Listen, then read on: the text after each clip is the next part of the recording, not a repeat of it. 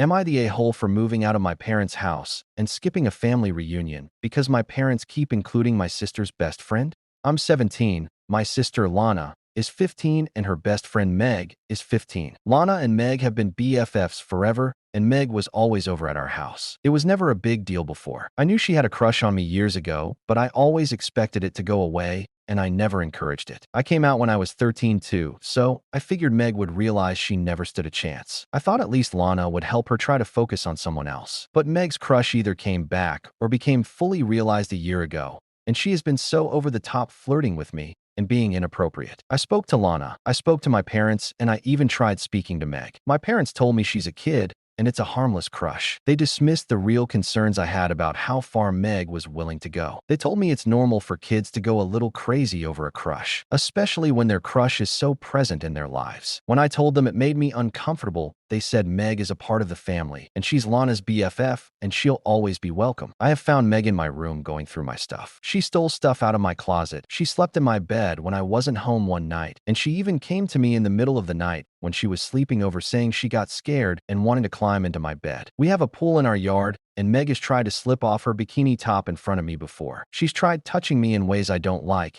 and don't feel comfortable with. It got so bad that I stopped spending time outside last summer because I was freaking out that she might strip in front of me and try to do something and could get one or both of us hurt if I moved away too fast. I had to start locking my bedroom door, but she'd still try to get in. She'd always insist on sitting next to me at lunch or dinner, and if she was included in a family movie night, she'd try to cuddle up to me. I avoided the couch for that reason, but even one of the chairs she'd either sit on the arm or even suggest sitting on my lap, or she'd take the floor next to me. Nobody would ever tell her to stop expect from me, and nobody had my back. She was like that in school too, and I got some help there. A couple of teachers stepped in and told her she couldn't harass me. One time she tried following me into the boys' bathrooms, and she got into big trouble for it. My parents and Lana were upset I got Meg into trouble over that. When they found out I was telling teachers everything, they acted like I was overreacting and being super harsh on poor Meg. It was after that I called my grandparents and told them what was happening, and they said I could move in with them. Since I was 17 and I knew my parents would resist, I just didn't tell them. They were angry and tried very hard to make me move back in. They gave up when I told them to F off, and not those exact words, but I did curse. Meg and Lana tried to visit my grandparents' house since I moved in. My grandparents stopped them at the door, and they have told Lana she can visit them if she wants, but Meg is not welcome. Last weekend, my wider family had a family reunion at the lake house they all share. Meg was invited to keep Lana company,